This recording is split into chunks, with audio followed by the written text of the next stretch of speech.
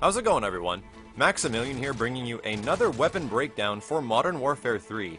And it's been some time since the previous ones, but there's been quite a few weapon breakdowns going over the SCAR, the PP90, MP7, and a variety of other weapons that I thought were really good ones in Modern Warfare 3. And now I want to start covering the ones that are kind of like around the mid-tier to high-tier range. Some of the ones that aren't as nearly as effective as some other counterparts, but are still good in their own regards. And today's episode is going to highlight the G36, and I was pretty excited the G36 was making a return from the original Modern Warfare. I think the design of the gun is good, and I enjoyed the weapon a lot in Call of Duty 4. So let's talk about the G36 and what makes it an interesting weapon, and we're going to start off with the stats. So the G36 sits in between, like I said, a mid-tier as far as like comparing it to something which is probably the best assault rifle, the ACR. The ACR does like 45 points of damage at close and 30 long, but the G36 does 40 damage at close and 25 at long, so it's actually sacrificing 5 points of damage both at close range and both at long range.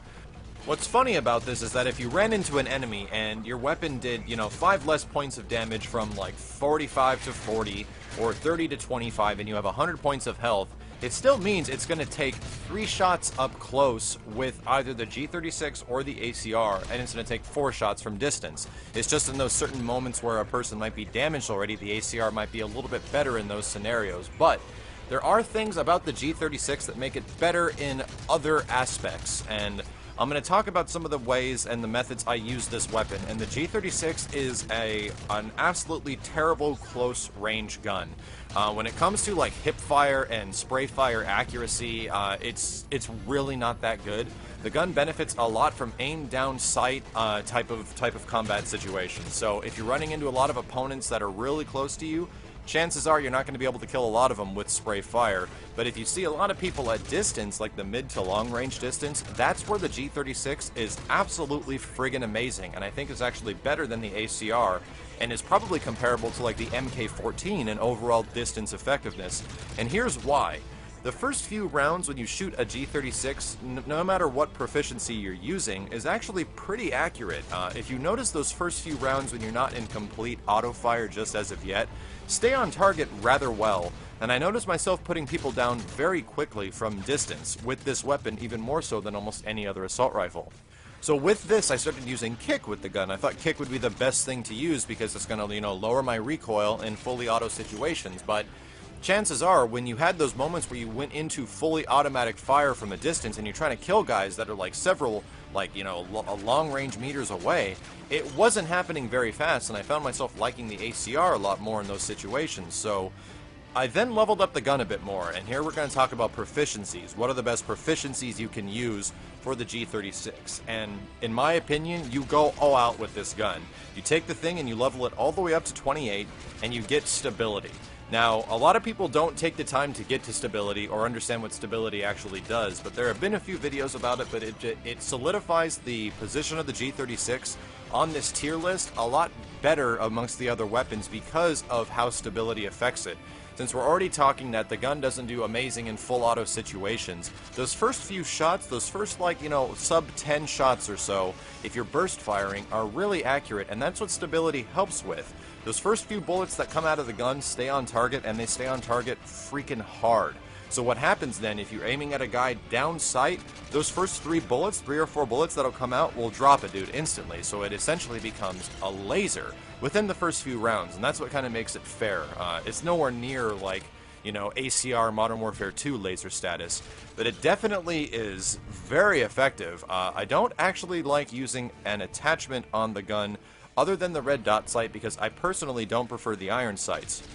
So here's where we're going to talk about the attachments really quick. A lot of the time on most assault rifles, I get used to not having kick, and you are able to put 2 attachments on, giving you the benefit of extended mags and like a red dot sight or whatever the hell else you want. But in the case of the G36, I really like the red dot sight on this gun, and it's kind of a personal thing for myself, and since I use stability, I don't get access to the proficiency of 2 attachments, so I just prefer rolling with stability the whole time. But for you guys that can master the iron sights of this gun, use something like extended mags and you're good to go. It'll be an extremely effective assault rifle for those mid to long range situations, and if you keep your gunfights to that, you'll be rolling probably over 3 to 5 kill death ratios on average for the majority of your games.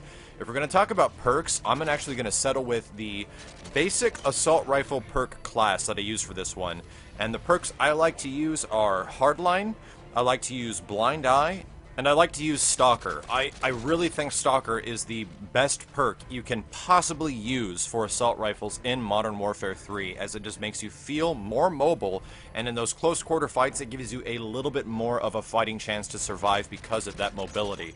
The other reason I like using Blind Eye is because on assault rifle classes, the primary goal is to get to kill streaks as soon as possible, so I use things like Stingers.